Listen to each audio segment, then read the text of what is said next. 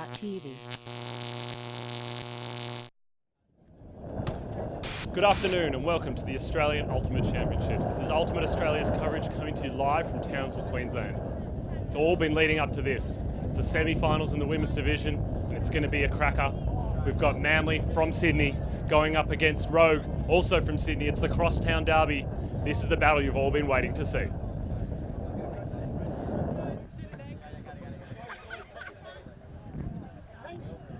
Thanks for that, Max. It is going to be a great game here. Both teams have had, I wouldn't say the easiest run in into this match. Kylie, tell me about both teams. You do have the inside scoop on both of them.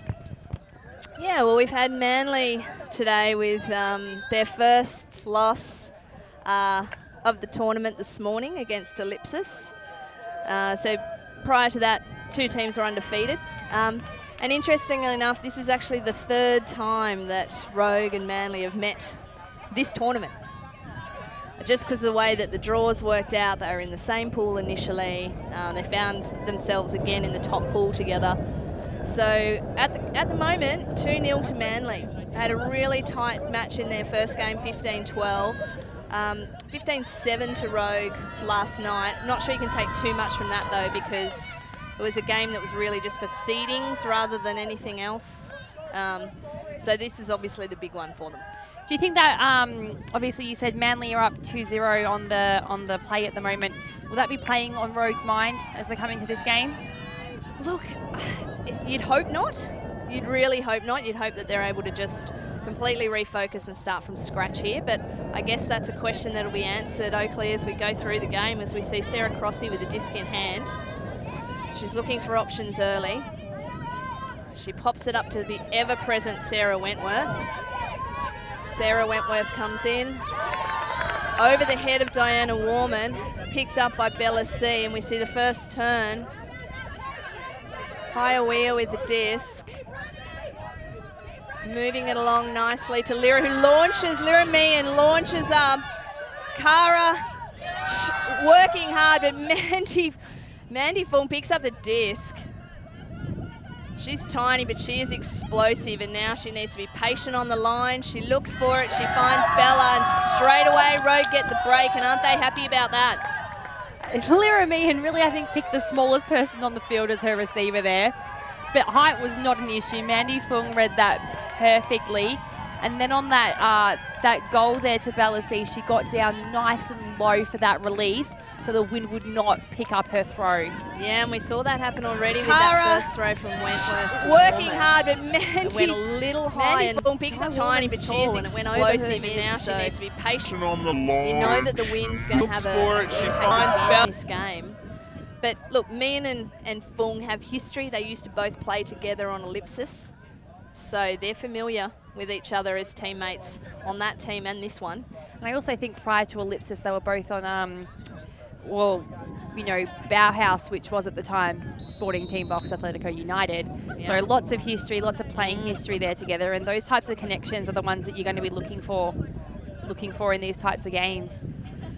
Yeah, so I have to apologise early because I'm pretty familiar with both these teams, so I may lapse every now and then to calling them by their first names, but I'll try to stick to the surname basis for everyone at home. It's the type of inside knowledge that we want. Oh, as there's a bit of confusion over who's picking it up, but Di Warman with the disc. She dumps back to Crossy. She finds Bowman on the outside field, on the outside of the field there to Ralph. Not many options in the centre there. There's a slight poach in that middle lane. It's a little bit, I'd almost say it looked a little bit junky, but I don't think it was. I think there was just too many people in that inside space, as there was a pick just as Rosie Dawson goes to get the disc.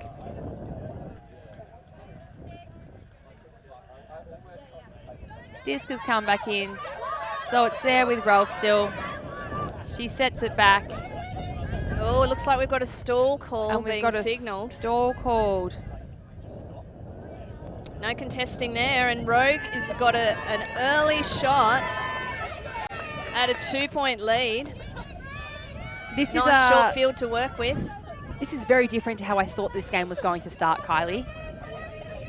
Yeah, well, semi-finals, they're always chock full of surprises and nerves. Kath O'Neill out to Rachel Parsons, who pops it out into space. Zallens brings it down. Rogue with a 2-0 break.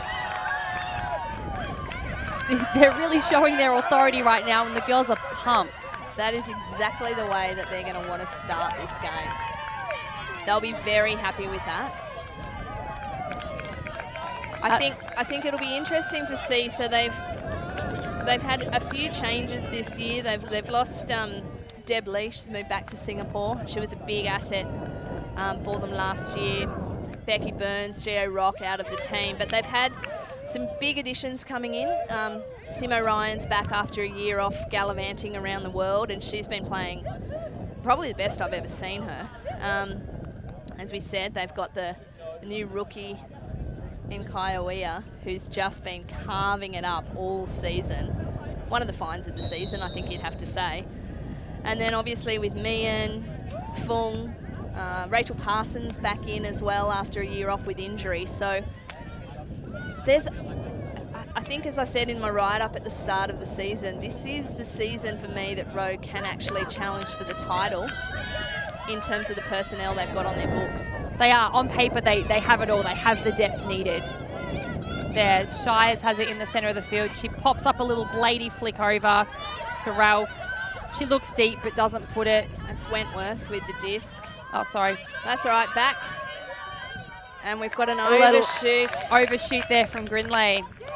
So, as we've seen all day in this wind, it's going to take a couple of passes and a couple of points for that touch to be absolutely nailed. It's a little bit tricky. Mian puts it up, not accounting for the wind on that sideline, and it just sails out. I think the issue is when lots of teams come into this showcase field from over the road there, because of the clustering of the way the field is over there and the open space on this field. I guess it's a field in the middle of a track. There is a lot of open space, and the wind is very, very present. Yeah. And they just haven't accounted for that because they haven't seen it much throughout the tournament thus far. Definitely, and we're going to need to see Manly adjust quickly for that, because they do have, I believe, the strongest wind throwers in the tournament. They certainly do. But I think it's an adjustment that they're going to need to make quickly. Otherwise, this Rogue team, they're very fast, they're very athletic, and they're going to punish the mistakes. So Shies brings it in there. Wentworth provides an up-the-line cut, but doesn't get it. Oh, she gets the loopy around is a forehand. Huge grab from Ralph, but we have a no call.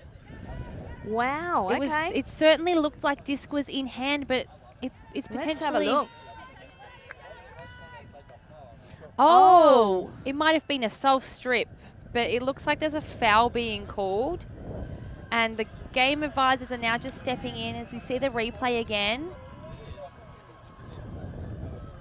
So does that late grab on the disc there from the Rogue player, from where was it? I think it might have been from where. Does that impact Ralph's ability to basically claim that catch? To claim that catch, and which would be a goal in Manly's first goal for the game. There's a long discussion here. Both game advisors involved providing perspective and clarification. It's an interesting one, isn't it? Because she certainly had the disc in hand. She had it first. But I think the question is... And then Weir's gone and got hands on it as well. Is it deemed fully controlled? Oh, I think the drop looked like it came almost a little bit after the impact occurred. So the question is just did it affect it? And I think we might have to leave that one on a field. Leave that a little bit tricky for us, even with the aid of the replay. It's a little bit hard to tell what happened, but we're back at with the thrower. Is that game advisors just signalling that it was an uncontested foul?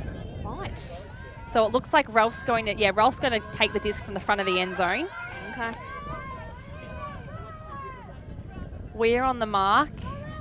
Shy is trying to get that dump off.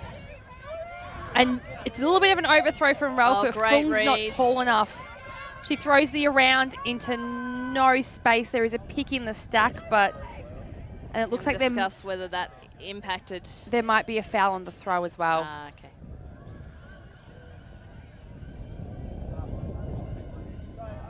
Yeah, it looks like there was a foul call on the throw. There's a little bit of a discussion happening over there. So early on, we've got some stoppages. We've got some calls. Hopefully we can get it cleaned up a little bit. This third point has been going for almost quite a long time compared to the speed at which Rogue closed out the first 2 points of the game. Yeah, absolutely. So there's another uncontested foul there on the mark. The stack's going to clean itself up, as there was also a pick that occurred at the same time. Fung indicating that the stall count is coming in on 0. Shies hits Grinley on the around. She wants the around backhand, hits the inside flick. Oh, that is uncharacteristic from Jackie Alexander. That was a lovely throw from Grinley, and at the moment, nothing going Manly's way, so they'll want to try and change that quickly. They need to get this disc back early. Meehan to Weir. Back to Meehan. She finds Fung with a fair bit of contact there from Shires. Was there a call? Maybe just a little bit of a contact call. Yeah, I think that's a... Stall count coming in on 0. Meehan goes up the line and gets a nice one. She's got Weir streaming deep, but she doesn't hit her. There's a nice contain on the mark. Perkins on the fat side. She's got no mark on her, so she can throw what she wants right now as Alexander closes in. She throws the around to Ryan. Ooh. Wentworth almost gets herself onto that one. To Weir, back to Perkins. She goes back again. The two give going amongst themselves. Perkins gets on the ground. Big bid. Manly get another chance to do it again. Alexander thought about streaming long, but she realised no one picking up the disc, so now she goes. Now, Grinley. Ralph's been cutting very, very strongly early, but they're just giving her too much to do at the moment. Grinley with an overthrow there for Ralph, and this has been a very scrappy offensive point from both teams, Kylie. Yeah, very. Very deep stack there from Rogue. Meehan puts it up. Oh, that is a massive grab.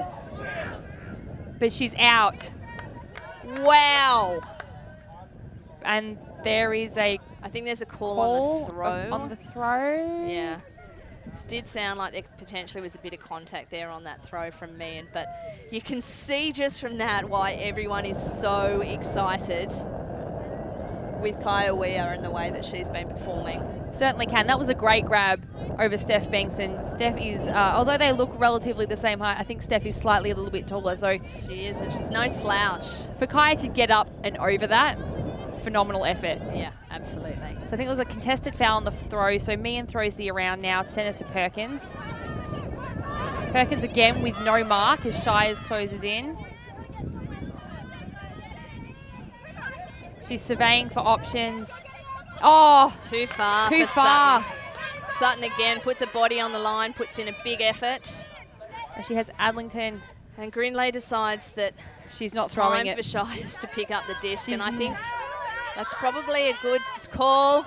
And she's got Bengtson long. Now we get to see the reverse of the contest before, and that is massive. Oh my gosh, what a phenomenal D. Wow. I love that matchup. I love that matchup. Those two are going to be going hammer and tong all game, I think. I hope we see it multiple times again. We're only 3 points in, and this is one that I want to keep watching.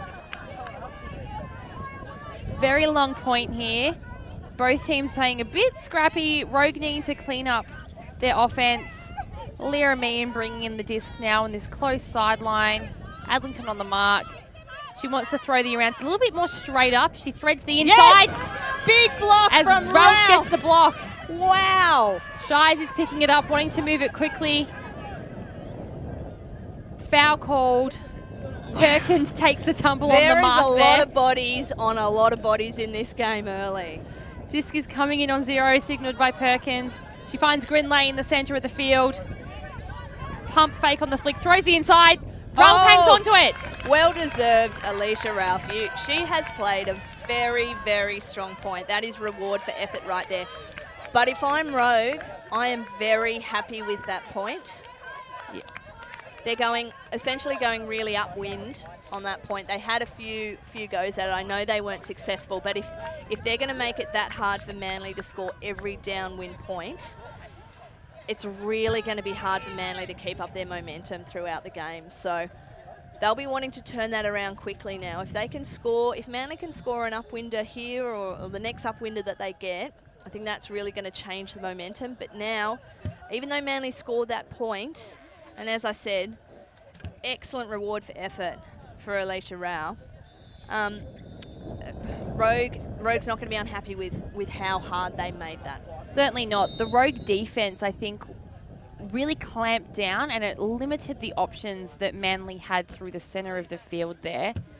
The only unfortunate, I guess, on the turn is that every time Rogue got a turn, they threw it away. Yeah. So if they can clean up those fundamentals, those basics, hands to disc, making sure that their throws are nice and their throws are on for their receivers, they're going to be unstoppable this game. Yeah, they definitely will want to get more bang for their buck out of their turnovers. Now as we see Chung picking up the disc, across to Ladamados, out to Parsons. Chung so quick around the disc. Valancourt now disc in hand, moves it down to the side of the field. They probably don't really want it on. Bub with disc in hand. They keep working down that side. Zalams to Valancourt, but Manly needs to make sure that they're not letting them out so easily. Luckily for Parsons, that one sits up. Back from Zalams to Parsons again. Sizing up her options now. Manly start to clamp it down a little bit. That's too easy. That is too easy for Rogue. That was great offense there from Rogue. Really kind of stamped it, made it their mark. They didn't seem to be phased when they got caught on the low side of the field there. And I think that just shows the depth of the team, the strength of the team, that really strong teams really aren't phased by the wind and the direction of the wind because they can throw in anything. Manly's called a timeout here, which I think is a good strategic move as we see Parsons with the disc in hand, not really under a lot of pressure, able to sort of move the disc at will, and you just cannot leave Ali Zalams in that much space. Ali Zalams was in almost a paddock of space, sitting there just on the sideline by herself. You almost think, what was the Manly defence doing? Did they not know that she was there at all? No, I think they've kind of held a junk all the way down the field. So, but you still got to pick up players, especially when they're in the end zone. Otherwise, you're going to find yourself on the lower end of the scoreboard after that one. On the lower end of the scoreboard. So, just while we've got an opportunity during the timeout, talk a little bit about this Manly club. They actually first played women's division back in 2003, which was not long after the formation of the Manly League, which is still going now and going through a bit of a resurgence. And they played a couple of times since then. Most recently, I think in 2007. Last year, they decided to take a women's team to Div 2 Nationals and won. And then this year they were sort of tossing up whether do they stay Div 2 or do they try and give a lot of these younger players on their team that are part of the Manly League that experience of elite women's ultimate. And they decided that they'd enlist a bit of help, get a few big names to come in and really bulk up the team so that they could be competitive. And I think seeing them here in a semi-final at Div 1 Nats, you'd argue that they've been pretty successful on that front. I was about to say that, Kylie. You can't.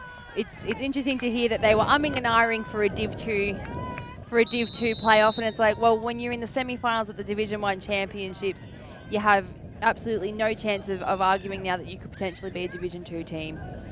No, they've made the right decision.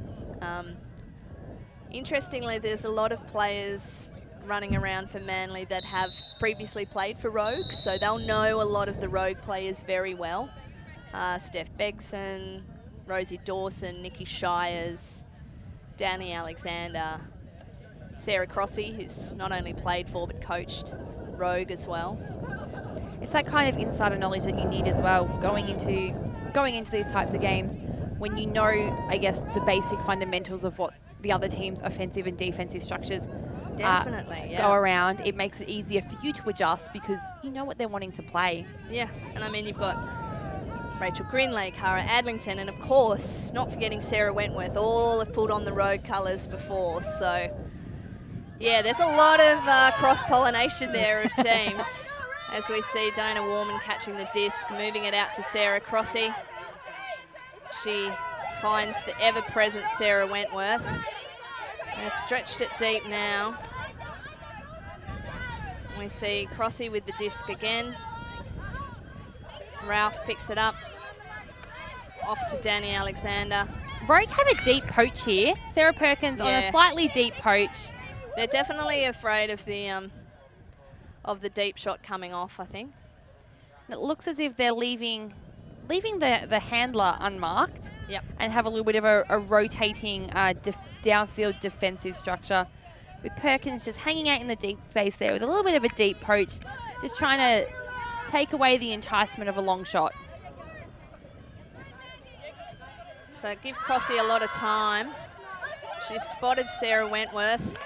And she got it. She doesn't miss those. No, she doesn't. And you know what? Even with the deep poach, didn't phase them. No. Manly were like, you can put a deep poach in. We're just going to throw above it. We're going to bring it down. And it worked for them. Sarah Wentworth there pulling that one down. Yeah, look, I think the danger with that and probably what's happened in that point there is that you give Sarah Crossy no mark on her and no pressure.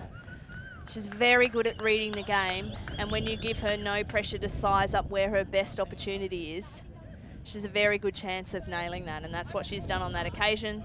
She's seen... We see the replay here. Yeah. She's seen Sarah Wentworth with enough separation to think, I'm doing that. And Sarah Wentworth, Winky, as she's known, just effortless. Absolutely effortless. You know, when you're a thrower of that caliber and you are given the opportunity to throw anything that you want, it doesn't matter where on the field your receiver is, you can put the disc out there for them.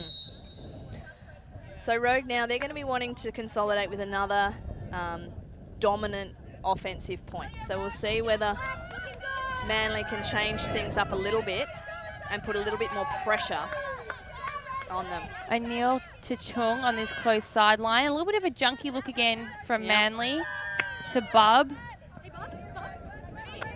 Chung calling for it and gets it again down this close sideline. A little bit of a man transition now. Bub with the disc.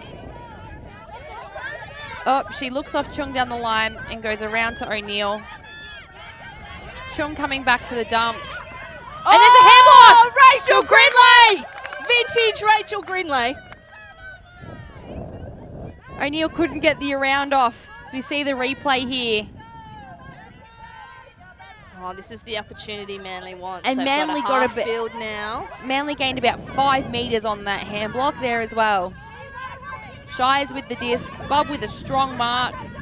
She throws the around backhand to Bengtson. Oh, that's a big grab by Stephanie Bengtson. We've got an injury. Who was? Oh, that was Georgia Ewan that she's just gone down quite harshly on her hip there. Taking injury. Taking an injury sub. Wow. Steph Bengtson, that was a grab and a half. That is an aggressively good grab, isn't it? Rachel Parsons is replacing her. And I also see Anderson taking an injury sub, being replaced by Sarah Wentworth, I think it was, who ran on the field. Rogue knows how much they want to. Oh, we've got a pick call. Got a pick call. Rogue knows how important. Manly know how important this score is for them. So bringing on Sarah Wentworth when they have an opportunity at an injury sub is pretty strategic. It's very strategic.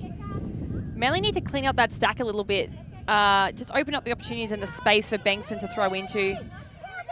Wollongong teammate to Wollongong teammate. As Dawson has the disc there.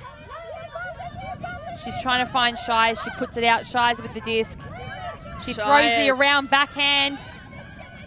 And they've done it. Oh, awesome job. That is a great grab by Falea. It's a great close out there. Dre Falea. She's one of the young Manly players coming through the ranks. And imagine what it would be like to be a young player coming through the ranks, going to your first Div 1 Nationals and playing with the calibre of legends that you've got on that team. Essentially, they're just being set up for success. When you have, Nikki Shies, Di Warman, Sarah Wentworth, you could go on forever with the names on this team, but when you have such calibre and experience guiding you in this type of situation, you're only going to grow. And just like that, they've got one back. They've got it back, 3-all. Now, bearing in mind that Manly did start on offence, so there's still a breakdown. There's still a breakdown, it's exactly right. But they'll be pretty happy to have scored up that end, and I think they'll be quite focused on trying to see if they can nab another one now. Certainly, and while Rogue's going upwind. Their defense has shown that they have the capacity to force turnovers from Rogue. They just haven't realistically been able to capitalise on that at the moment. So when they get that turn, they need to utilise it. That is a great pull right down on the end zone line from Warman. We see Meehan with the disc. She's got Dawson on the mark. Lots of pressure now by Manly. What can Meehan see? She pops it up. Couple of little give goes there. Now she launches. Danny Alexander's coming in here. Oh, Simone Ryan! That is a massive grab by Simone Ryan. These two have been having a tussle all tournament. I think the honours are pretty even at the moment, but that one goes to Simo. Oh, Fung. Oh, and that is desperately disappointing for Rogue. Disappointing, and not only was it a throwaway, but Manly gained about 10 metres, 15 metres on that one. Oh, Diana Warman sees Rosie Dawson. She doesn't need to be asked twice. Oh, beautiful Rosie Dawson. Great rundown. Wow. Manly, get out of jail with that one. Because Rogue had done the hard work, hadn't they? I really liked the work that we saw early on in that point from Lyra Mee and Sarah Perkins, the little 1-2, and Meehan waiting until she was in that power position to put it. And then Simo Ryan does her part. She pulls down an absolute screamer. Absolutely pulled that down. She outpositioned Danny Alexander, who... And look at this. Look at Rosie Dawson. She's not even in full stride. She's slowed down to take that. And just to add insult to injury, Danny Alexander's there just in case. Danny Alexander had hustled. She was at the back there, just ready for it in case Rosie's hand didn't quite get a touch on it. I mean, if you die Warman and you see those two receivers heading down towards the end zone, it's impolite to not throw it, isn't it? Exactly. And now we see it's Rogue taking a timeout. Yeah, the tables have turned slightly. Manly seem to have really taken and found their stride now. Settled into their groove into this game and are really kind of dominating their structures, and it seems as if they're making Rogue play their game, which we didn't see early on in the first couple of points. It's really taken a turnaround, and Rogue need to now settle, take a deep breath, remember what their structures are, and play to those, because again, we've just seen like the small errant throwaways. They're just getting turnovers on basic fundamentals going wrong. Yeah, and Bree Edgar, their coach this season, second season she's coached them out on the field there. And I talked to her before the tournament, and she was talking about a couple of key mantras this year that Rogue has instilled. One of them, they love a good hashtag, so one of them is hashtag no regrets. They want to sort of go out and make sure that they're giving everything in every game.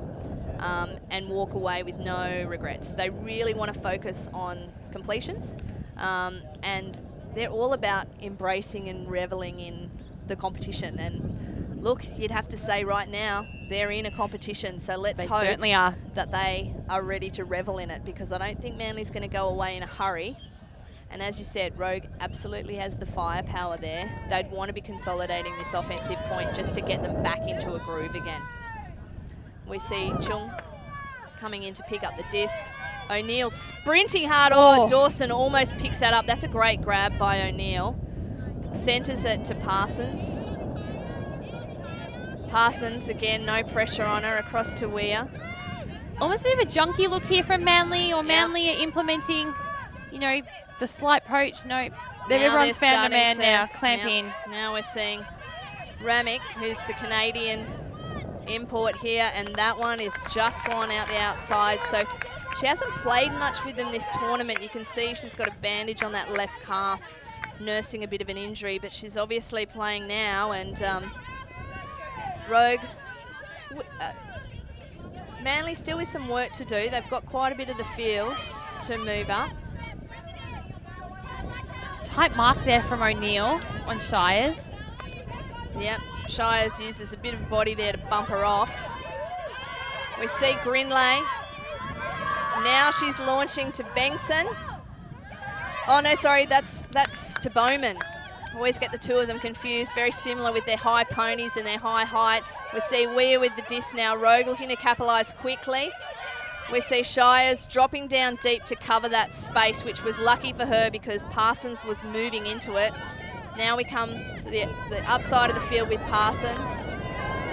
She's going to look to hit O'Neill again, but Bengtson closes up that space. Wentworth, no! Rosie Dawson with the run through! Wow! You've got to say that Sarah Wentworth's early work made Rosie Dawson's intercept a little bit easier. And now we see Grinley with the steadier. Wow, Manly. Just like that, a couple of their big stars step up. And another upwinder for the Manly club. Rosie Dawson with the bookends there, but I think both her defense and her goal only made possible by the hard work put in by Sarah Wentworth, who bitted so hard on that disc there, on that dump space. Chung did well to hold on to it. She did. But it must have been a little rattled. And that's all you need sometimes. And then Dawson with the run through D, and then Manly worked hard. Yeah, we see it there. Dawson picks it up.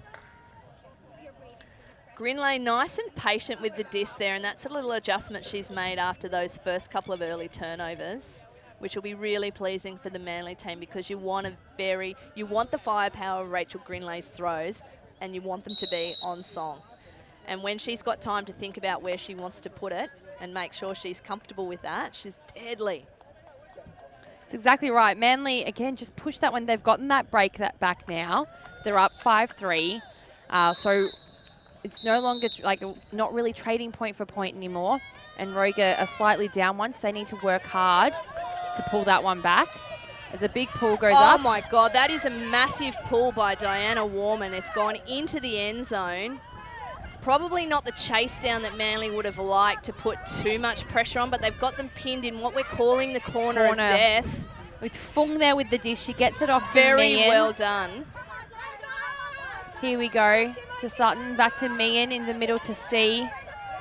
Dishes to Meehan. Meehan puts it up deep. She's got Simone Ryan underneath it. Thank you very much. That is a great response by Rogue, because you could expect that after those last couple of points where Manly really had them sort of pedaling backwards a little bit, they follow up with a huge pull from Di Warman. I said at the time that I'm not sure Manly got down there quite quickly enough to capitalise on that, but they did still have them pinned in that corner. That all started with Mandy Fung's great throw to get out of that corner of death and allow Rogue then to start 1-2ing through the middle, with Meehan working really effectively there. And again, when she's shooting from the power position, she's impressed me this tournament. It's really really good to see that, you know, even inserting herself into a new club, Lyra Meehan is still making her mark. She's still a big presence on this team. And she was clinical in moving the disc past that 3 or 4 man cup that Manly had on there, through to the centre of the field into the open space to then hit Simone Ryan, who was standing out in a paddock. Danny Alexander, I think, just gave her a little bit too much space. I just don't think she realised it was up soon enough, because she was sort of searching for the disc in the air, whereas Simo had the read on it right from the get-go and positioned herself really well. It's a big arcing pull there that came up from Meehan. And just as we start commentating this point, the wind, which had dropped a little bit, has really come up again now. On the far side of the field now. With the disc. They're really not doing her any favours, but Grindlay helps out and launches the... Oh, that has got some flight on it. Too much float. Yeah. Could almost see it in Grindlay's face as soon as she released that. She knew that wasn't the right throw for where she was wanting it to go. She gave it the scrunch up, didn't she? The scrunch face, because she's normally, with her backhand, she doesn't put anywhere near that much sort of bounce on it. In this kind of wind, she'll be a bit disappointed with that. And now Rogue have the opportunity, with the wind behind them, to launch that. We see Simo starting to peel away into that space. Ralph's marking her very deep, knowing that she's going to want to be going into that deep space, and she's not going to let it. She's going to mark that space, and she's going to guard it hard. Yeah, I would be marking her that deep as well, because Simone Ryan's already shown in this game that going upwind, she's able to read the disc very well and take some huge grabs in the space. And downwind, I suspect she'll be probably just as lethal. So we're just making an adjustment now as to where we actually went out. Really nice snatch there by Parsons. And Meehan launches to Ewan, but just a little bit too high. So now Manly, with all the work ahead of them again to work it upfield. To bring it back upfield. Those big throws from Meehan, though, they have been amazing. They have. If the receivers have caught every single one of them, then they ought to be goals, because she's essentially throwing it right above their heads. There's just been slight misreads, which meant they haven't been brought down. Yeah, she's very strong with her throws. It's a great addition for the team. As we see Steph Banks, and Simo just peels off into that spot there. And Rogue, just like that, bring it back to even. So they get their break back. Manly only up 5-4 now. Oh no, sorry, 5-all.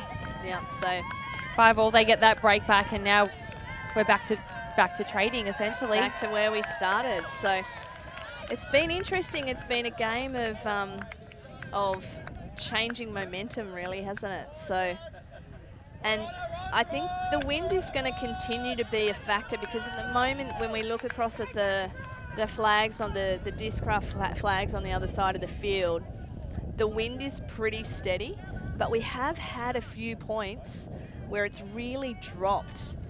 And for the team that's going upwind at the time, that's a massive advantage. Obviously, you don't have any control over it when it happens, but if you can feel that wind has dropped, and you know that you've got a couple of extra meters on your throw because of that, and you can take advantage of it, I think we're going to see a lot more exciting play in this semi-final, but so far hasn't disappointed.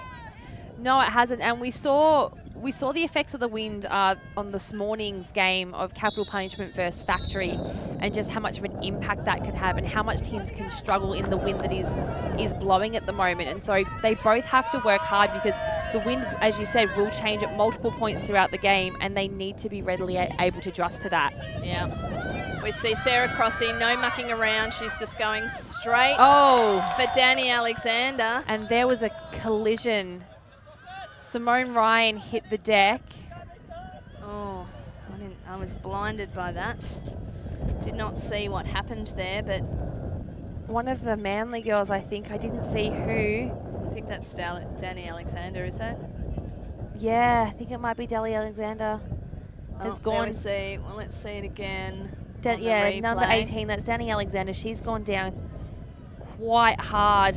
Oh, okay, so Simo's arm is just... a little bit of a coat hanger almost. Yeah. Okay, well, she's up and walking. She's coming off. She's looking a little bit sore, a little bit ginger there. Yep. I'm On not that sure right leg. what's happened there. Seems like there's some sort of discussion. Danny doesn't seem to be involved in the discussion, so... Could potentially be whether or not it's a foul call.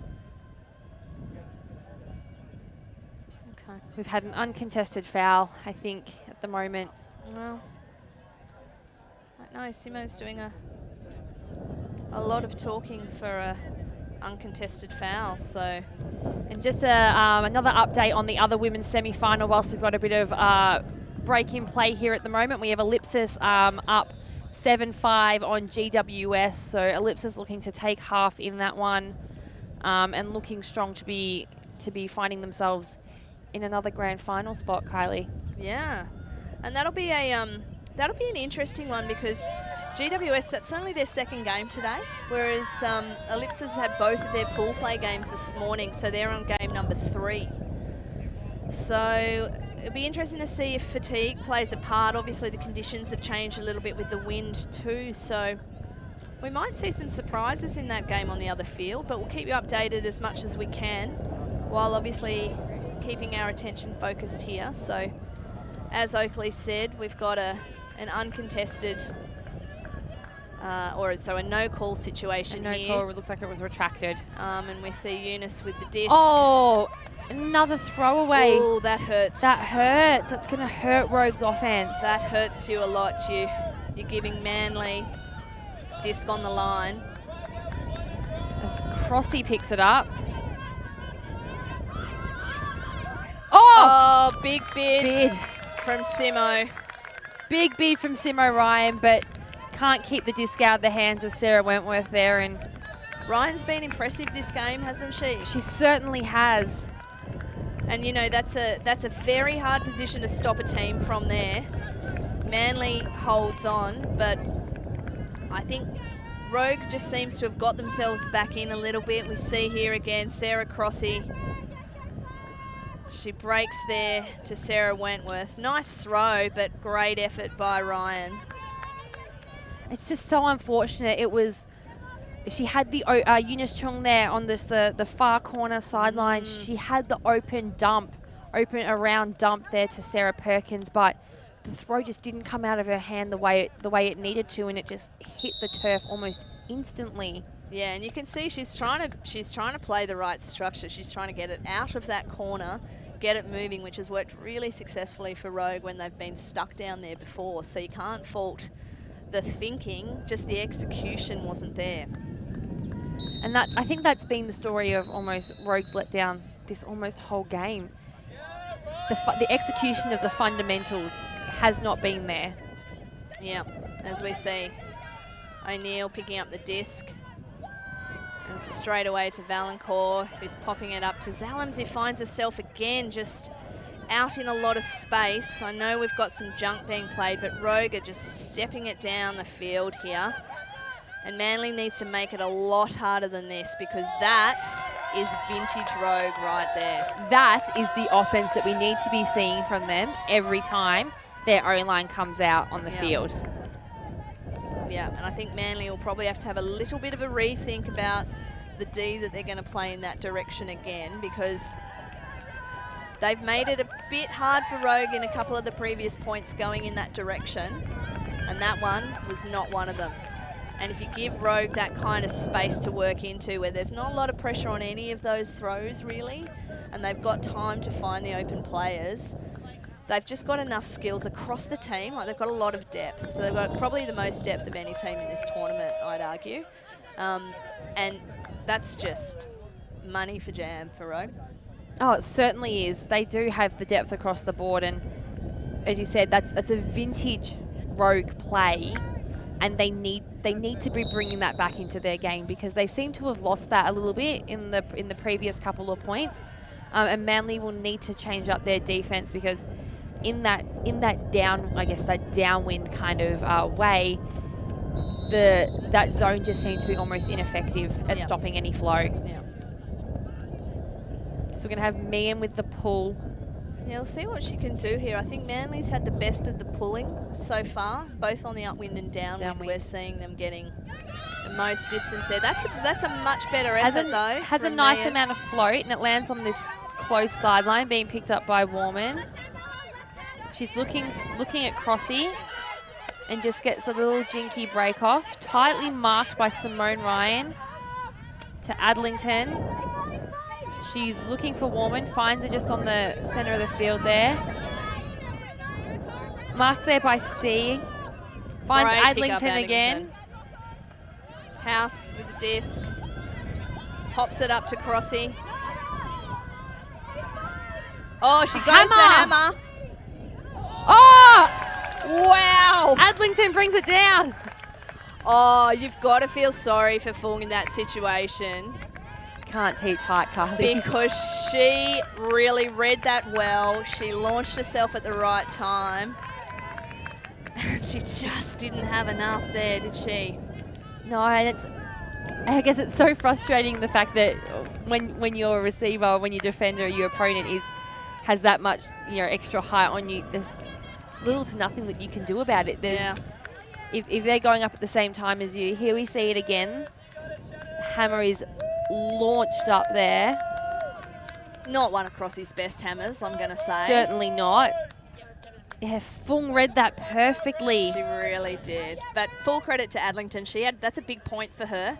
She's made 2 massive cuts to give them some big gainer options, taken a little bit of pressure off the likes of Wentworth, and then she's held on to an absolute cracker there that Fung had every right to expect to do. Good hold from Manly. They need to hold on to that one to be able to keep themselves in the game. Yeah, we find ourselves now with Manly up 7-6. So if they can get a break here, they take half.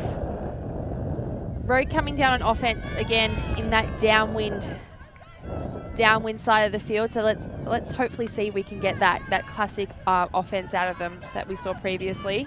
Looks like Manly's opting for match here. And they've got probably their... That's too far. Oh. I was just going to say, Manly, you can tell they know this is a big point. They've got a strong line on at the moment. They certainly do, and I guess they got what they wanted. They had that slight overthrow there from Eunice Chung. It's really hard to get the touch on those downwind throws. It certainly is, because the wind just absolutely takes it. As Grinley brings it up to the front of the end zone now. She finds... Parsons peels off. She is so good at doing that. She really is. Just seeing what she thinks is going to be the most likely. Zalem scores. But Rogue should say a big thank you to Rachel Parsons there. She knew that Grinley was looking up this sideline here for that bigger throw. She just didn't pay too much attention to where her player was and just ready to peel off for that cheeky little poach. And we've seen that so many times from Rachel Parsons. And, geez, they'd be happy to have her back in the team this year. I guess in these instances as well where you know that the close side to the commentary, this is the high side of the field. And wherever possible, teams are going to want to play down this side of the field. That's right. So that means that you can expect that throw is going to go there, and it makes it slightly easier for that poach off to read. Well, the next point is going to take us to halftime, and the question is, who is going to be sneaking ahead of us?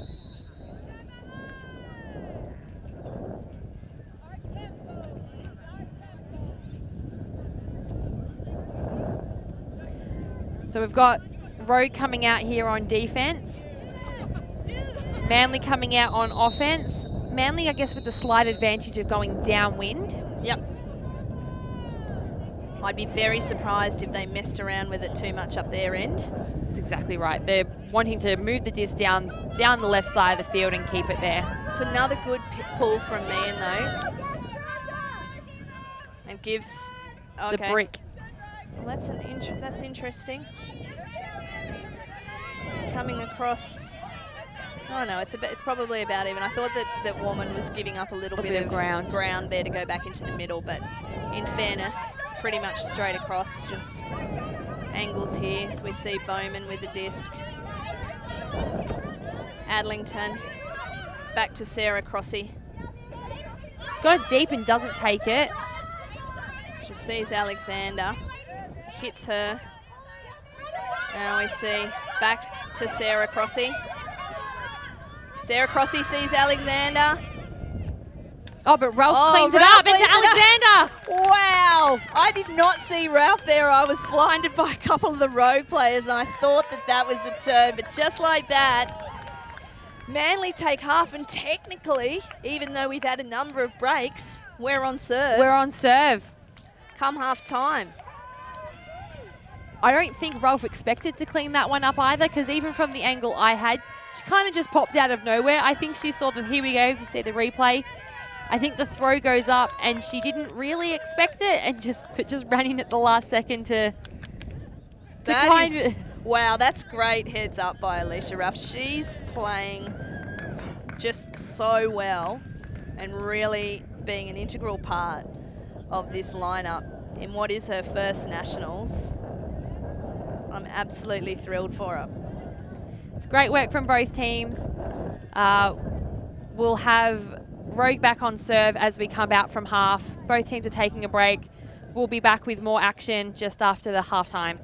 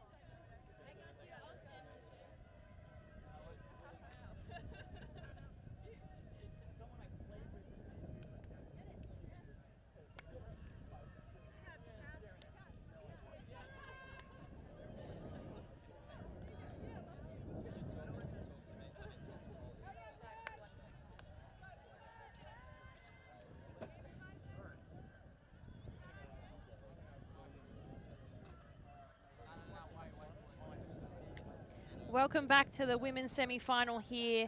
Action between Manly and Manly Ultimate and Sydney's Rogue.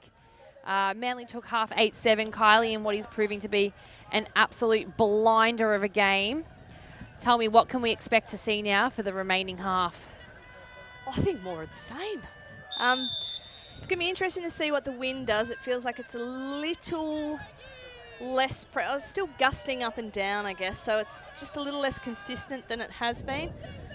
We see that Rogue's coming out on offense downwind, so they'd want to be consolidating this one. The ever-present figure of Chung. Back to O'Neill. Back to Chung again. She launches. That is a great put. Wow. Parsons in a paddock. Parsons. That is a really lovely vision from Eunice Chung, and that's exactly the way that Rogue would have wanted to start that second half. A nice, dominant offensive point. And there's not very many times that you see Sarah Wentworth with that sort of distance, but I think she was trying to see if she could have a little look inside to see if anything was going to come short. And Parsons is too sneaky and just gets one on her. Eunice Chung will certainly be happy with the throw that she's put up here. In the first half, we did see a couple of uncharacteristic throwaways from Eunice Chung. So to see a throw like that in the opening point after half, that's got to be a confidence boost for her. Oh, absolutely. And look, I think this game could come down to just a couple of upwind points where we saw a glut of them early on. Probably, I think there was at least three in a row that was scored to that upwind end. But the last few points have all been coming on the downwind side. And I think the team that can capitalise and just take one or two of those upwinders, especially if they can do it early in this second half, could end up running away with it. Certainly right. The wind is blustering again, if you can see the Discraft flag on the other side of the field. So Manly in the advantageous position of coming downwind right now. Definitely. As we have Crossy with the disc, hits the break to Alexander. Hits Ralph on the under with great hands there. She's looking for a dump, dumps back to Warman. Looking for an option downfield, dumps back to Crossy. Crossy looking for something. She needs an undercut. She throws the up to Warman, who's got plenty of space to read it and run onto it. She wants the around. She fakes the big Bella C on the mark there. Stall count rising. She pops it up. Oh, that's going to be too far. Overthrow.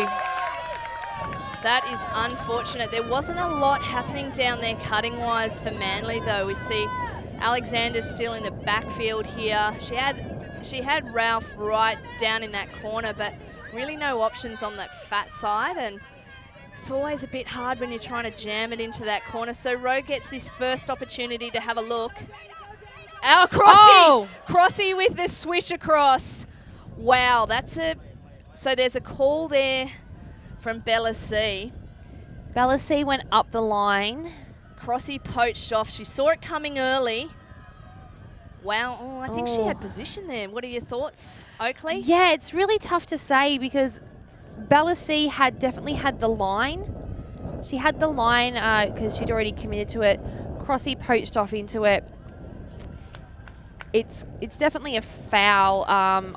It depends on whether it's going to be contested or not, and whether Bella was going to get there had that contact not occurred. Well, it's contested. It's a contested foul. So disc is going to go back to Liramian.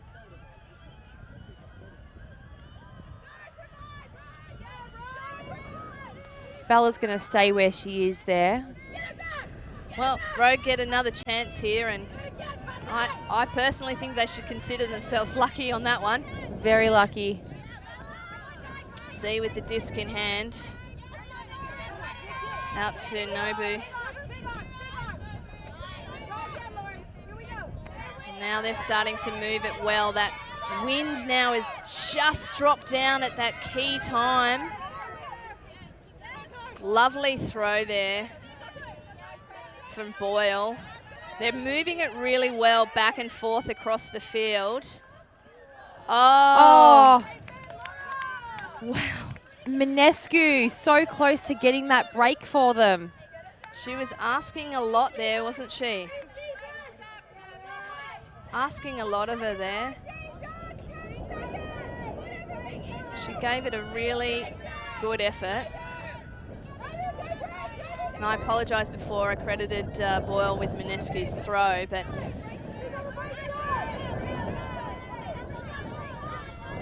Manly not having a lot of movement, and they really need to get the disc from that sideline.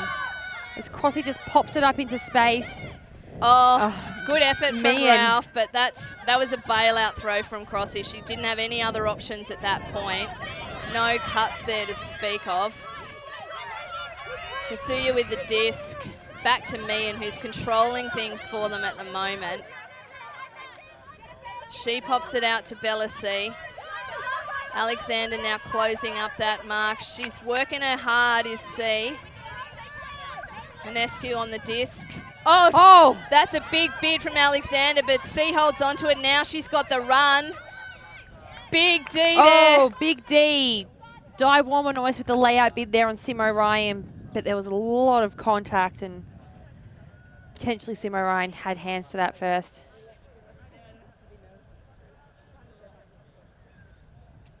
Seems like there's been a foul called.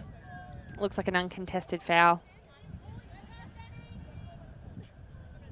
Oh, that's a big bid from Alexander. As we see here. Oh, yeah. All right, so Rogue on the line. Wow, now we see Bowman go. Warman looking for her. Oh. Wow. I think that's Kasuya, isn't it, in there? I think that is. That's an important defense for him. She's just come in at the right time. Overshot. Oh, Minescu not able to hold on to it. Ground strips herself, gets up slowly. Manly looking to slow this down a little bit now as they walk towards the disc. I don't think that's a bad plan from them. They really need to play a little bit more calm and controlled. They've tried those big throws for the past couple of turnovers, and it just hasn't worked for them. Big bid there from Sutton. Alexander with the disc now. She's back in. She sees Warman. To Warman. She hits Crossy in the centre of the field. This is better play from Manly, using the width a little bit more. Back to Ralph. She's looking for a dump. She throws over, overthrows Crossy and underthrows Warman. That's unfortunate. Be interesting to see what Rogue do here, because I think they're looking at a timeout. Everyone is tired. Had an injury call there from Simone Ryan. From Ryan. Parsons coming on to replace her. And we're going to also see one from Peel on Manly. It's been a little bit of a long point, so it doesn't hurt to get fresh legs. We've also had a timeout called. Now, talk to me about your thoughts on a timeout there, Oakley. Look, we've always seen that timeouts don't work so well. And was it Rogue's timeout? Rogue's timeout, yeah. So for Rogue, we've always, I guess the curse of the timeout is that you call the timeout to try and call the play, and then you turn it over within the first couple of throws. That is a horrible spot to be caught on almost the death corner back there, and you can guarantee that in this talk right now, Manly are discussing clamping down and holding the disc in that far corner to prevent any upfield movement from Rogue. And I think they almost might have clinched themselves and clinched off the momentum. Because if they'd been able to move that quickly, they might have moved it off there. I mean, it's a tough situation because you can see the heat is still pretty hot out there. You can see this point's been going on for a while. Both teams working hard. They look fatigued, so you can understand wanting to call a timeout from a fatigue perspective. But I just think that it plays into Manly's hands, because I think they're the ones that aren't going to have the depth in terms of the fitness and the personnel that Rogue has. So I almost think it would have been worth it for Rogue just to push through one more. And even if you're calling the timeout when you're sort of 3/4 of the way up the field, but just getting it out of that corner. But look, maybe they'll prove me wrong. They've certainly got the talent to do it, to get out of there. And if they do get this upwinder, that's going to be a huge point for them. So time will tell. While we've got this little break before we come back in, quick update from the other field. Nice and close over there. 9 to Ellipsis, 8 to GWS. So it looks like Ellipsis may have just scored again, so we may have a 10-8 scoreline over there. So pretty close. And I think probably a little bit closer than people suspected, but as we said, this wind is really just changing the face of these semi-finals at the moment. And when you think about it, 2 women's semi-finals, 1 at 8 apiece, 1 at 10-8. What more could you want? Yeah, it kind of suggests that the right teams are in the semis, wouldn't you say? Certainly right there, Kylie. The other thing to note here is that last time Rogue were caught in this position, they had a turnover on the first throw. Well, let's see if they can change the script there, because they need to score this point to give them a bit of momentum. As we see there, Alexander trying to stop her, but Mian now with the disc in hand, and this is what Rogue wants. They want to be able to bring it onto this side of the field, but now Manly's clamped down again, and Parsons having to have another little rethink about where she's going to put it. I think the disc is going to stay with Minescu. Back in that corner where Rogue don't really want to be. They need to see work if they hard. can get themselves out of there. Oh! Well, Danny Alexander picks it up.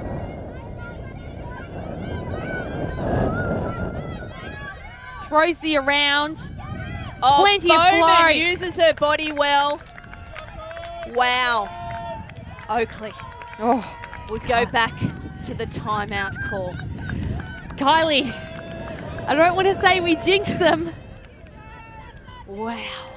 Rogue did really well to get the disc moving. They did. They started beautifully, didn't they? And you thought they were just about to break out, and I was about to have to put the microphone into my mouth and eat my own words. But as it turns out, Manly were just able to keep them clamped down there enough. I think their downfall was that Rachel Parsons really got stuck without having an option to throw to. And had to go back to Minescu. She had to go back to Minescu in that corner, which has put them back in square one. They'd done so much work to move it off that side of the field, and they had to just push it straight back there because the Manly defense was too strong. Yeah. Well, 9-8. Nice and tight. We're still waiting to see who's going to be the first team that's able to score that upwinder to the right side of your screen watching at home.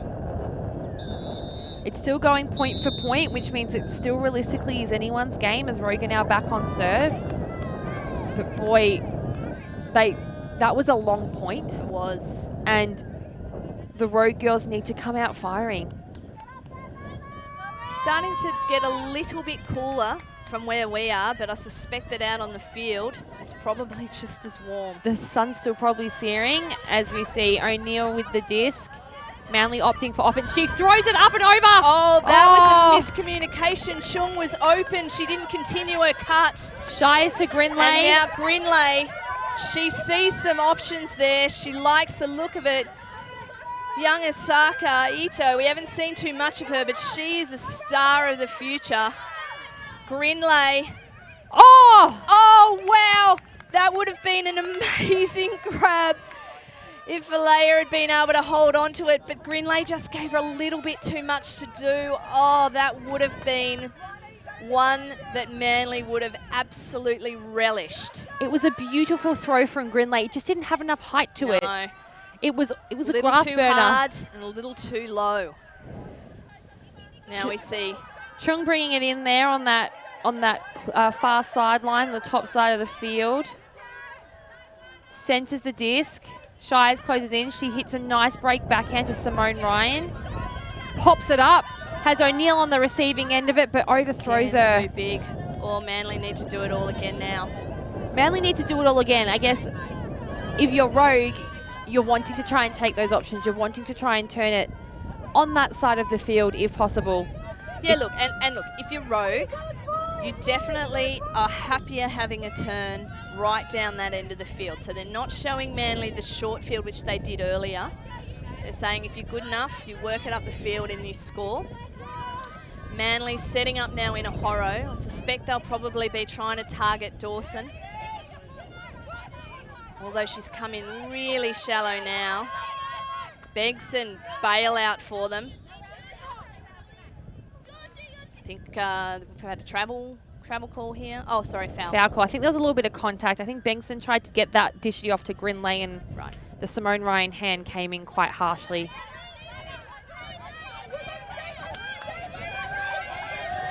Oh, wow. So close. That was great defense. Grinley works hard. And now we see another one. Oh, this time she's done it! This time she's done it! Harriet Peel keeps her hands on it. No, it was Falea again. The one that went from her before, the one that came from Grinley before the grass cutter was Falea. She had a huge bit at it. Turns out that was just a rehearsal. Now she's shown she can do it. Show, and she says, thanks very much, Nikki Shires. And Manly get the first upwind break. Wow.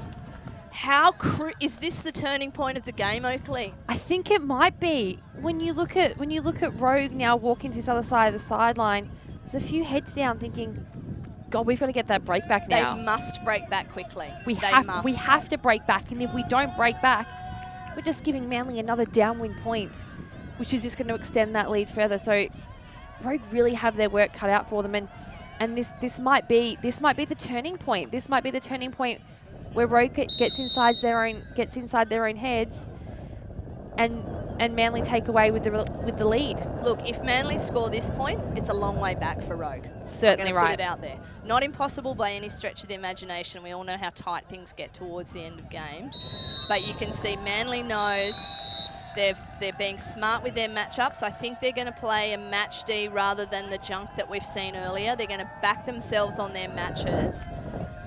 And they've got a lot of firepower there at the moment, because they know that this point, if they win it, that's a big psychological blow to Rogue. I agree with you. I think Manly are going to play match D.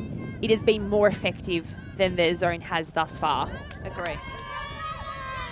Diana Warman with another big pull that Fung has to let go into the corner again. Wow, sits up for me and ends up being a beautiful throw. And then we see it again for Weir. Being marked there by Alexander. Back with me, and that's who you want. Oh! Nearly a big D there. And again, Weir picks it up, takes out her own teammate in the process. But it doesn't matter. Rogue is exactly where they want to be now. They've done the hard work. Manly really caught out there with that quick movement. And now Rogue, as the wind drops, you'd have to say, in the box seat to get that break back straight away. We seem to have a call downfield of some kind. I'm going to take a guess and say it's probably a pick. I think you're probably right. Meehan with the disc. She's been instrumental for them. She's looking for O'Neill. O'Neill goes fat side through to Weir. I'm not sure that's who her target was, but Weir again goes break. That is a big floater. Parsons! Wow! What a grab! Not the most convincing score that you're ever going to see, but certainly at this point in the game, Rogue will say thank you. We'll take that. That was an absolutely phenomenal second grab there from Rachel Parsons. I think it bounced off about 3 hands. It did. Well, it sat up and you just saw the pack form, didn't you? Rosie Dawson first hands too. Initially you thought she's done enough, but in this wind, it's never down. As we see the replay here, look at the flight throw on that. goes up. Couple of hands to it. Dawson gets there first, and then Parsons. Wow. That was absolutely a phenomenal grab, and she completely put her body on the line for that one. As Manly are up 10-9. So something's happening. Timeout. We have a timeout call. Maybe Rogue saying they weren't sure that the timeout was being called. I'm not quite. I think that might have been the case. Right. That's certainly got to bring up the spirits of the Rogue girls now. We were talking about just at the start of that point that if they had let Manly score that downwinder and make it 11-8. And make it 11-8, that's almost, you know, signing their own death warrant for this game. But you've got to be happy with breaking back that upwinder. Definitely. And it's funny, isn't it? Because you saw the change in body language. Rogue's still behind, but that's not the feeling that you get with the way that these upwind, downwinds have been going. They know how important those upwinders are. So even though they're still behind, now they're like, well, Manly needs to now come out and score upwind immediately just to hold on to that lead. And look, they certainly can do that. And I suspect that Manly will put on a pretty strong line again. Which it looks like they are. To try and just keep that lead there, because if they can score again here, immediately just stems that little bit of momentum that Rogue got there. And you saw the team get around Parsons after she called it, as they should. That's a great grab, and gosh, this is a really tight game, isn't it? Oh, it is a really tight game, and it's exactly the game that you want to be seeing on the live stream for a women's semi-final, Kylie. Sure is. Great pick. So Rogue coming out with the pull. The wind's doing interesting things right now. It really is, isn't it? It's died down a little bit right now, which will give Manly the advantage to try and break that upwind back. But you know, for Rogue's sake, you hope it picks up a little bit to make it that little bit more difficult for them.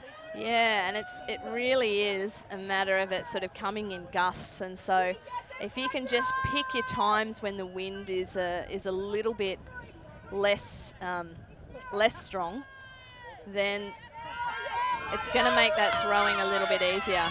It's a great pull. Really nice pull. That's probably one of the best pulls we've seen from Rogue. Warman now with the disc on this close sideline. Manly trying to keep it high. Grinley towards the centre of the field. There's a bit of a poach off. She finds Wentworth on this high sideline again, who looks for the around. Grinley down up the line, can't hit her. Finds Alexander. Wants the inside flick, but doesn't hit it. Hits the around backhand to Warman. She finds Crossy now.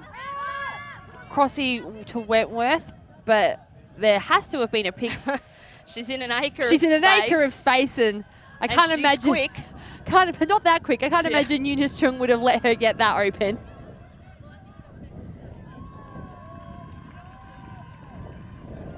So I think we see. Oh, there we go. Brenda Lamb coming back in to catch up with her. Chung marking. Grinley at the Grinley down front of the stack there. So disc is with Crossy there in the centre of the field. She looks break to Grinley, but finds Wentworth again. Oh, Alexander with great hops on the under. Wants to throw the around backhand, but doesn't. Warman down the line. Just beyond the outstretched hand of Warman, and Manly almost straight back with a break. Warman bids for the secondary, and I think we saw Ali Zalam's bid for the D to stop Adlington getting it. Yeah, picking up the scraps. It is action-packed here. Eunice Chung now bringing the disc down. Wentworth on the very, very strong mark. Finds Zalams on this close sideline. She fakes the big. Adlington closes in. Hits Parsons on the around. She's got Brenda on the open side. She wants the big. She hasn't put it up though. Hits Parsons again in the centre of the field. It's good centering play from Rogue. They're being patient. She hits the break to Weir on that far sideline, that far third of the field. Lamb on the under. They need some cuts to the open side. She gets one.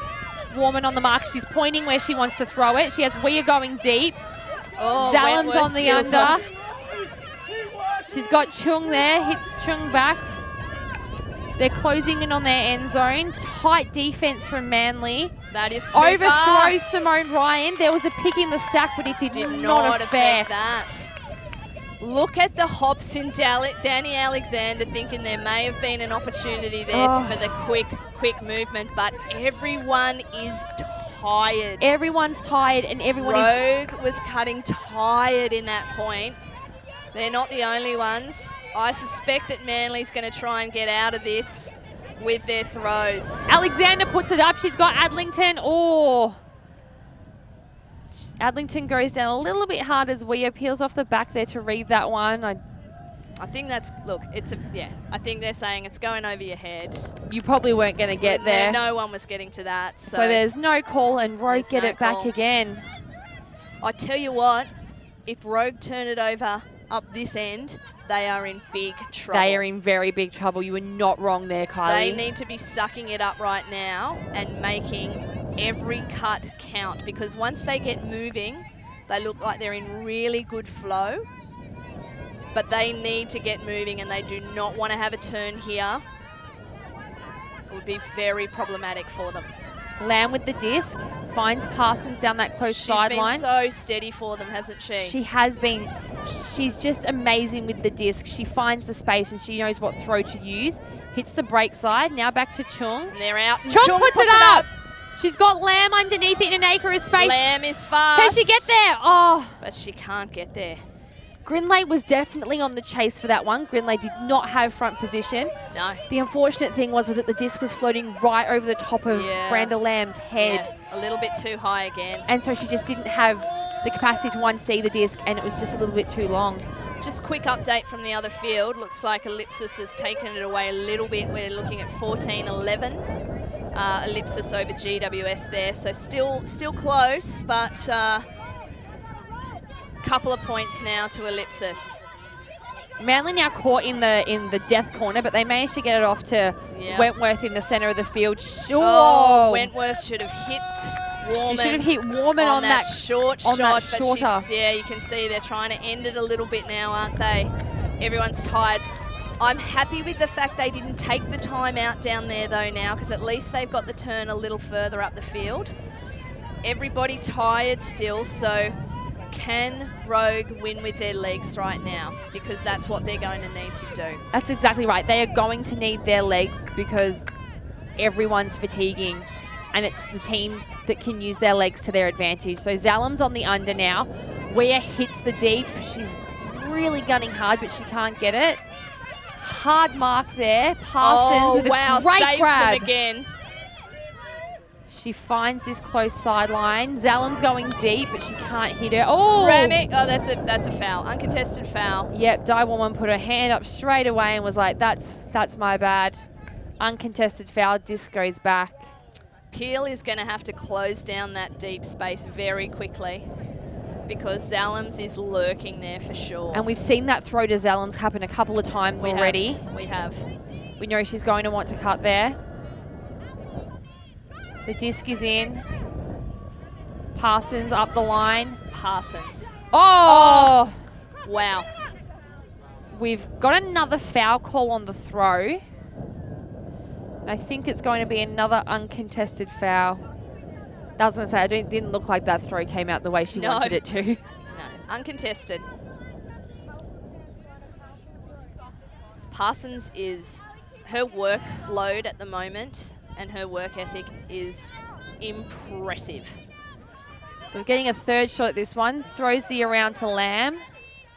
She fakes the flick, hits Parsons on the under, has Zalums going to that corner, and she goes back again.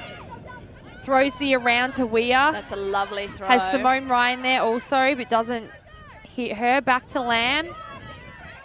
Parsons is open in the backside of the field. Can she get it? She does.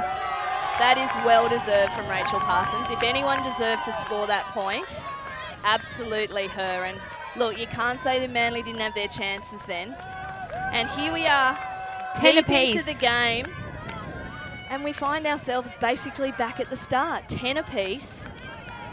Manly coming out on the downwind on offense. Wow. Right, you are 100% correct in saying Rachel Parsons deserved that. Rachel Parsons worked very, very hard throughout the whole duration of that point, getting almost every second disc to keep the rogue chances alive. And you know, it was a beautiful throw.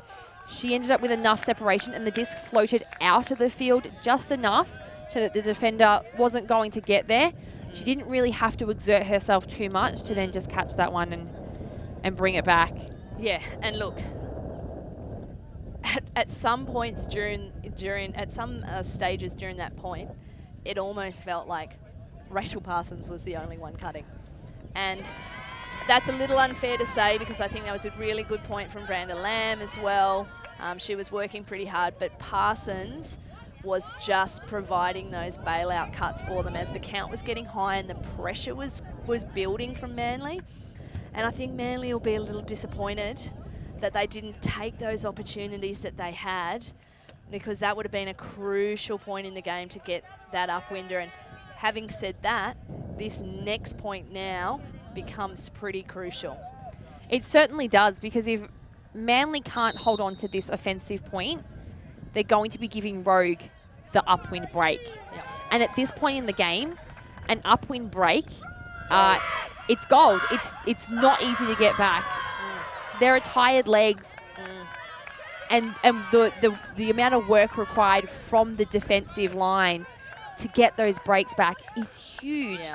And sometimes, you know, when you're 10-all, potentially down a break on the last game of the third day, some teams just don't have it in them. Yeah. Well, we're about to find out who's got the medal. And just a quick update from the other field. Not sure of the exact score, but Ellipsis has won that one. So I think it might have ended up 15-11.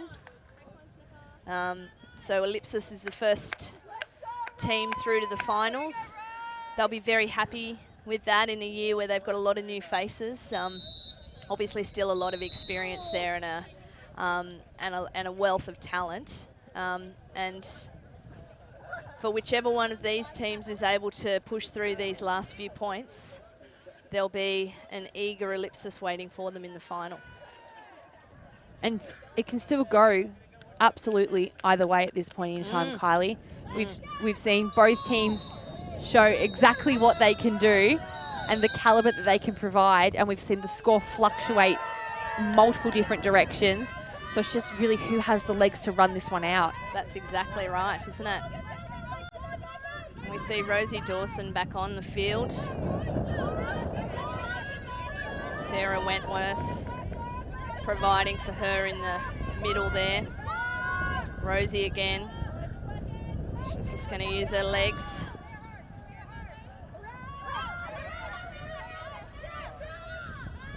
Oh, sneaks one through to Nikki Shires, who sees that fat side and picked up by Ralph, just like that. Manly score. That's one of the easiest holds they've had in the last few points, and what a time for them to have it. They needed that. I was worried when Rosie Dawson was caught on that far sideline there. That stall count was getting high, and the Rogue defense was absolutely clamping down on them.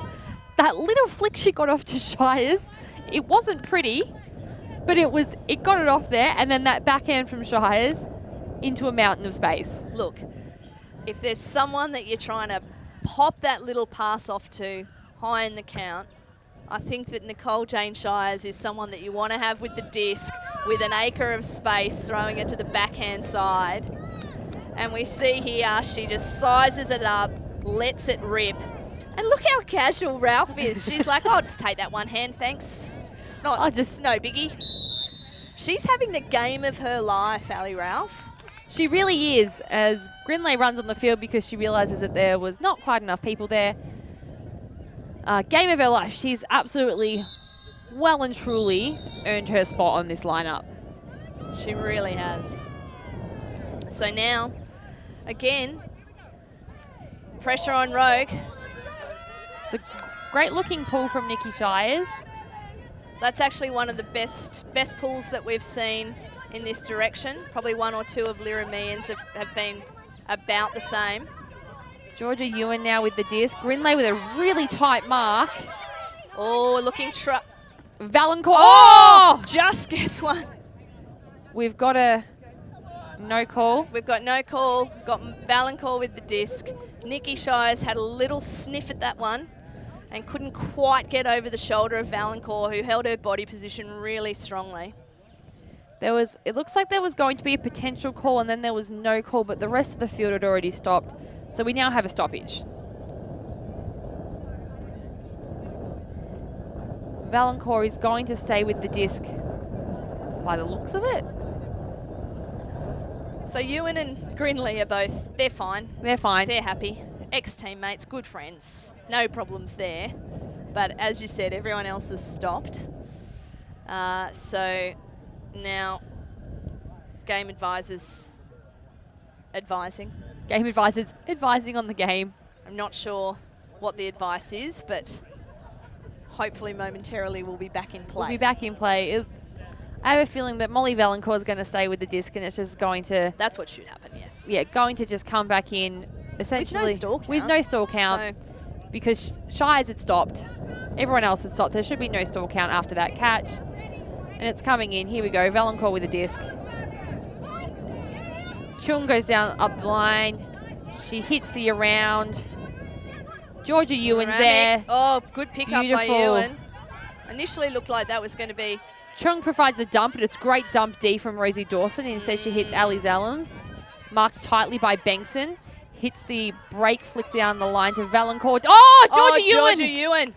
She's really started hitting the deck this season, She has really Ewan. has. That's not the first time I've seen her make a bid. And that was a great one, but just not able to hold on to it. It was a beautiful throw from Ali Zellums. It was enough, had enough on it that Georgia could get out there without needing to put her body on the line too much. But Manly with the opportunity now to get an upwind break.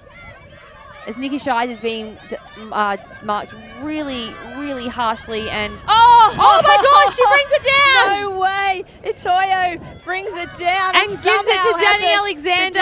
Danny Alexander. And she's having a look. She sees Rosie Dawson but looks her off. That doesn't happen very often. Back to Shires. Again, now Osaka's injecting herself at just the right moment. We see Rosie Dawson knocking on the door.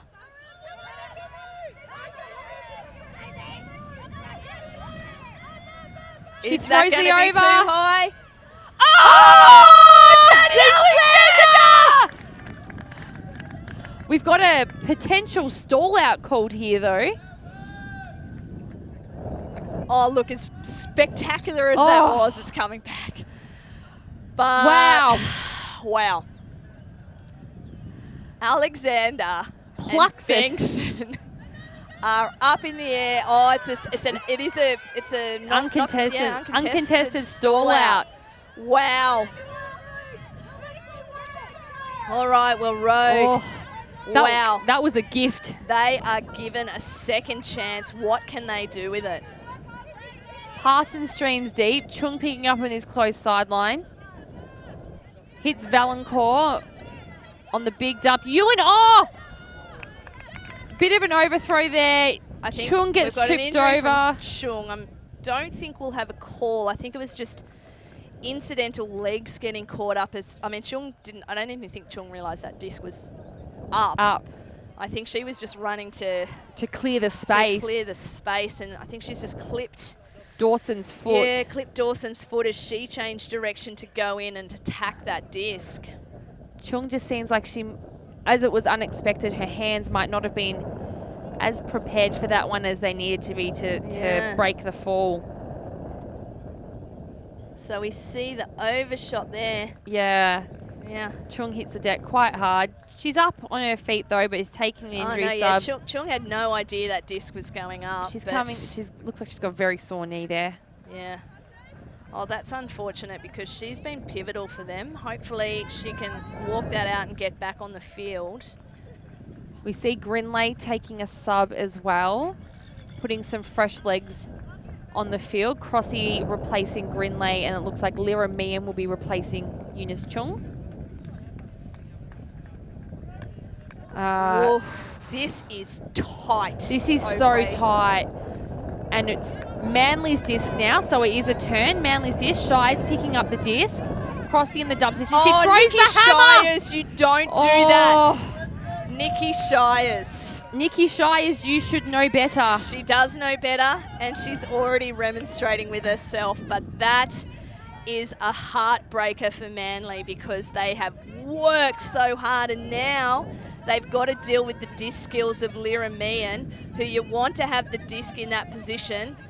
She's looking for the little pop-up to Zalams, who's there all the time, gets it. Wow, great little hand in there by Bowman.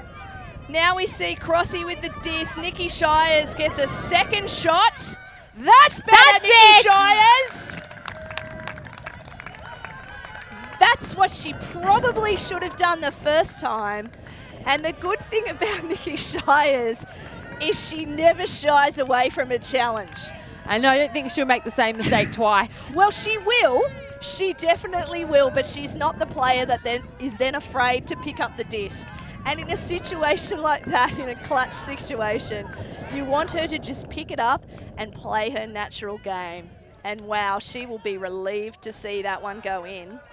So we now have Manly up 12-10.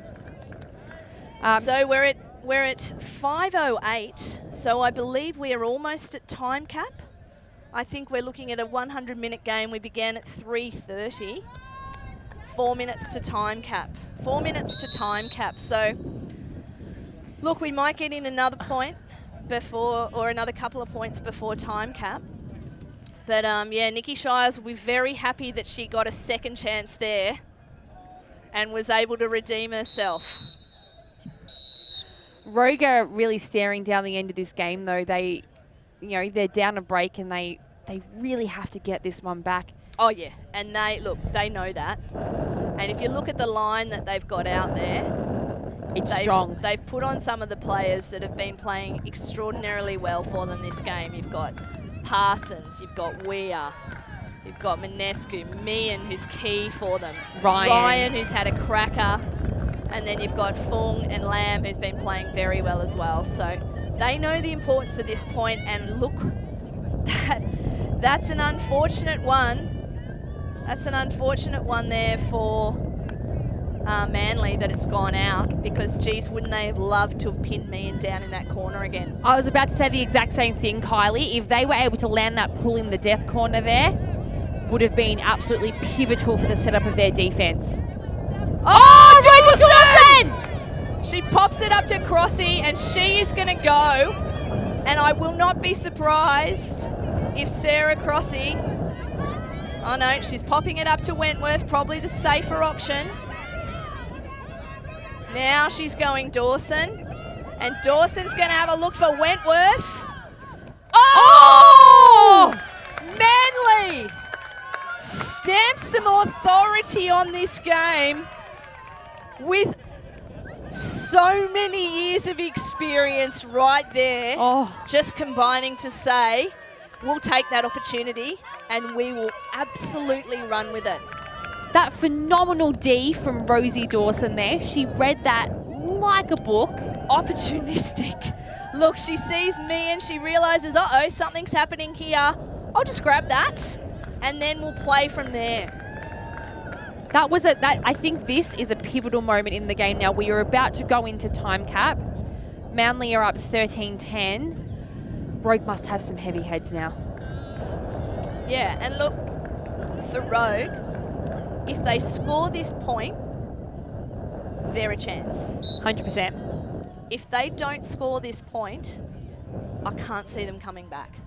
Even though technically it's possible, I just can't see. If they give up another upwinder at this point in the game, psychologically, I don't know that you can get back from that. But if they have a really clean offensive point here and they get a little buoyed by it, I think this game's still live. This is a big point for Manly. We're knocking on the door of time cap. They want to get, they've already shown they can get 2 upwinders. They need to get another one. As Shires puts up a great big pull, as we get a little bit of a lull in the wind. Chung fields that one and hits. Oh! Wow! Adlington flies in there. As we just hear the hooter go. Time cap goes in the background. O'Neill is taken out, but they're having a discussion. It'll be interesting to see the replay because it almost looks like that throw. Let's have a look. That throw was past Kath O'Neill already. But, I mean, that doesn't change the fact that there's the contact still occurred. Contact. But that's really unfortunate for Adlington because that throw was never getting caught.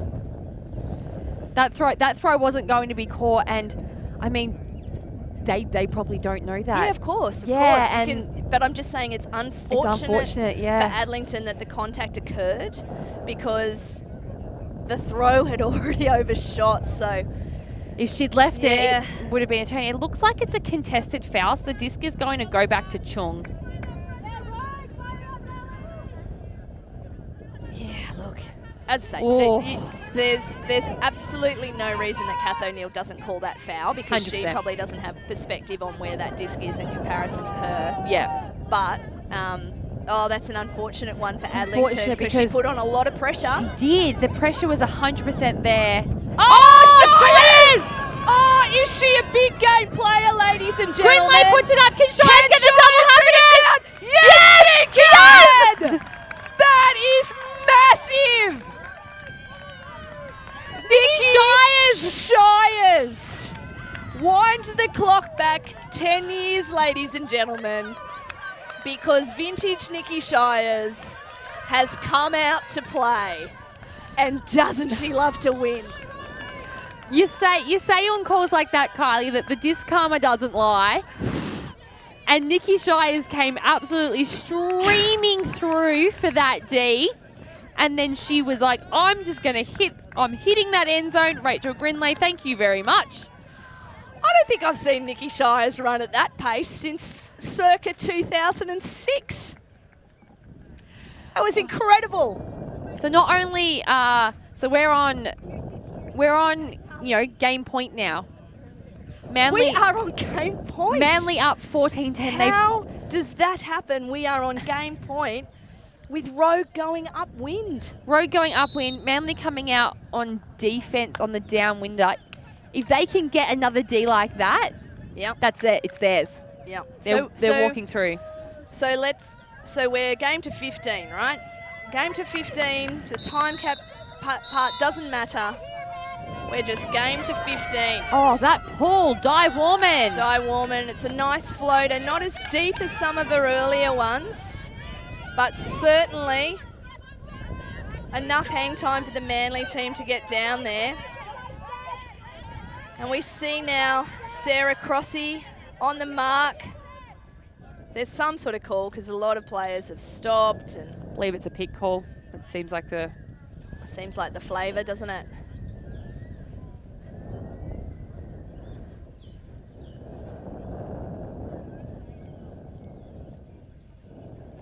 Is the disc going to, I guess the discussion is the disc going to stay there with Ramick or is it coming back? Right.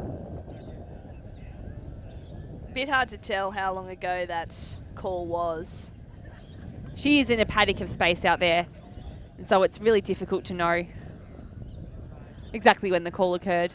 There is a bit of a discussion there happening. Game advisors are involved. Geez, the game advisors have been busy, haven't they, Oakley? They certainly have. There's been a lot of discussions happening this game. A lot of advising. It's what they're there for. May as well utilise them.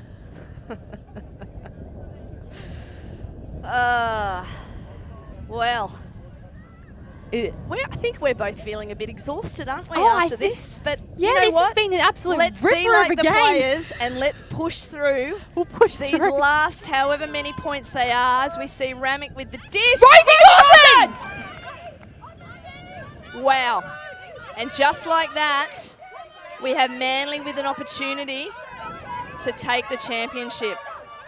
What can Sarah Crossy do? She puts it to her old favourite, Sarah Wentworth. Back to Dawson. Dawson looks Crossy off. Now she pops it back to her. Oh, We it's see up. a big throw go.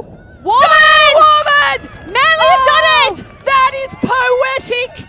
The Diana Warman who made the call to bring Manly to Division 1 put in a mountain of effort to get them here. And now she's the one who catches the goal to send them through to the GF against Ellipsis. What a story. Those last 3 or 4 points from Rosie Dawson have been absolutely clinical. She has gotten so many Ds that have then converted to goals for Manly, and the scoreboard reflects it. Wow. Was this You the know outcome what? expected, Kylie? Look, I don't know that you could say it was the outcome expected. Is it a surprise? No. Manly's already had 2 wins over Rogue this tournament. They had a big loss to them at BCI, but they beat them earlier in the season, so it's not new for Manly to beat this Rogue team. As I said earlier, the wind, I think, is a big advantage to Manly, so I think that's helped them out. I was worried whether they'd have enough legs to outlast this Rogue team, because this Rogue team has athleticism, they have strength, and they have talent across the board. So, you know, is it the outcome that was expected? For me, I just feel like the Manly team is chock full of players who know how to win. They've got the experience of winning, they've been there before, they've done it before, and they believe they can do it. And you know, maybe in addition to the win, that's the difference today. It's 100% right, Kylie. So tomorrow morning, we'll be streaming live right here the women's bronze medal match, which will now be between Sydney's Rogue and Sydney's GWS. Another derby. It's going to be a ripper one. See you back here in the morning, everybody.